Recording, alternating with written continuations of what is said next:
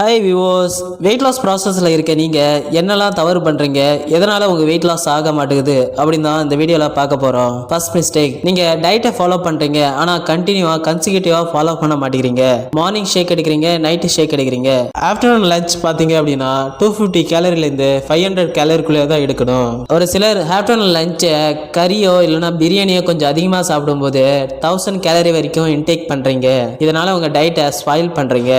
Second mistake என்ன அப்படின்னா water intake. நீங்க என்னதான் டயட்டை கரெக்டா ஃபாலோ பண்ணாலும் வாட்டர் இன்டேக் பண்ணல அப்படின்னா உங்களுக்கு வெயிட் லாஸ் ஆகாது. நெக்ஸ்ட் தேர்ட் மிஸ்டேக் என்ன அப்படின்னா அஃப்ரெஷ் ஒரு நாளைக்கு 6 டைம் இன்டேக் பண்ணணும்.